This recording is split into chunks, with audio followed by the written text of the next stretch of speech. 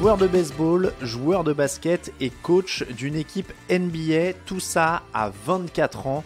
C'est la triple casquette un peu folle qu'a enfilée Dave DeBusschere en 1964. Cela ne risque plus vraiment d'arriver, alors on se plonge dans cette histoire de basket, pas comme les autres.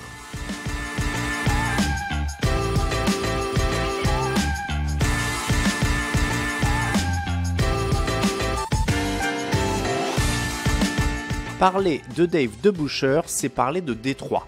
DeBusschere est né à Détroit, il est allé au lycée et à l'université à Détroit, et au moment de passer pro, ce sont les Detroit Pistons qui ont mis la main sur ce joueur blanc d'1m98 et 100 kg dans impeccable petite mèche et sourire de bon élève, car à l'époque, les franchises peuvent sélectionner un joueur au nom d'un droit territorial. Ça se passe en 1962, la même année, les Chicago White Sox de l'Illinois voisin le choisissent pour jouer au baseball en MLB. Dès ses débuts, il est donc question de faire plusieurs choses à la fois et des choses rares.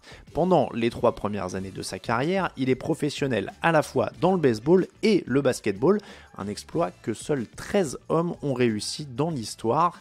En 1964, une troisième responsabilité vient s'ajouter à son emploi du temps, celle de coach.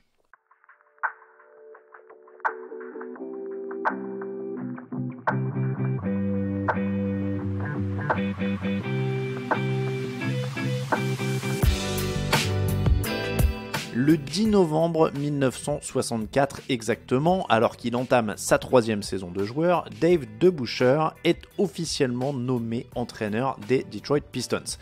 Il n'a que 24 ans, ce qui fait de lui le plus jeune coach de l'histoire de la NBA, un record qui tient toujours. Ça ne va pas très fort à l'époque pour l'équipe de Détroit. Le coach Charlie Wolf est du genre coriace, les joueurs ne s'amusent pas. Sports Illustrated les décrit à l'époque comme l'équipe la moins heureuse jamais réunie. Pour aller aux toilettes, il faut lever la main. La moindre erreur est synonyme de séjour sur le banc. Et Wolf sait trouver les mots qui font chaud au cœur. Je pourrais tous vous transférer, lance-t-il à ses joueurs, sauf que vous êtes tellement mauvais que personne ne veut de vous. Ambiance. L'équipe a perdu 9 de ses 11 premiers matchs de la saison. Les tribunes sont vides.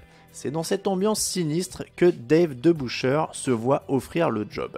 C'est notamment pour sa maturité que le manager Don Wattick a pensé à lui, bien sûr, mais les objectifs sont multiples. D'abord, l'annonce relance l'intérêt des supporters locaux, car DeBusschere est un enfant du pays, une vedette locale.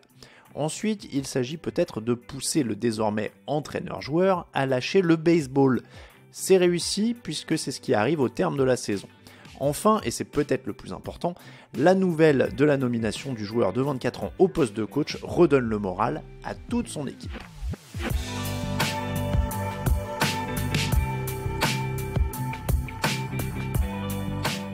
C'est à l'entraînement que les joueurs des Pistons de 1964 apprennent que leur coéquipier Dave DeBusschere sera désormais leur coach.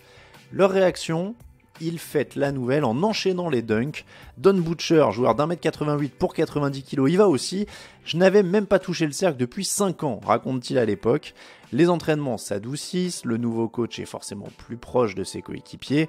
Après les défaites en voyage, il n'hésite même pas à sortir son harmonica pour adoucir l'ambiance. Il alterne entre la méthode douce et une attitude plus rentre-dedans pour relancer certains coéquipiers en difficulté. Et au début, ça marche. Les Pistons remportent 5 des 7 premiers matchs de l'entraîneur-joueur DeBusschere. Dave DeBusschere, one of the 3 playing coaches in the league, was really the bread and butter player of the Detroit Pistons.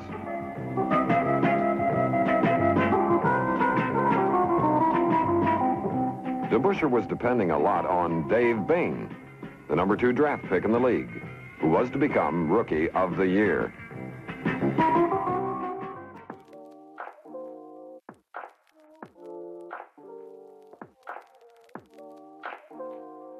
Malheureusement pour Détroit, l'enthousiasme sera de courte durée. Sur la longueur, l'expérience ne peut pas vraiment être considérée comme une réussite.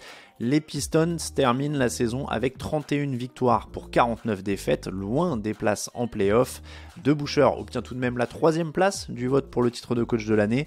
Mais c'est pire la saison suivante avec seulement 22 victoires en 80 matchs.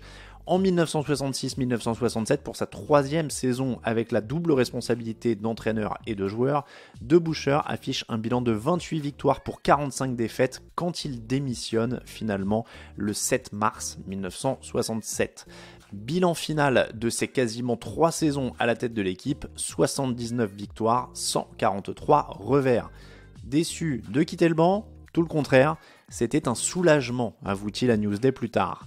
Car cette démission lui permet de se consacrer pleinement à sa carrière de joueur, qui va prendre son envol dans les années suivantes chez les New York Knicks avec 2 titres de champion NBA à la clé, mais ça, c'est pour une autre histoire.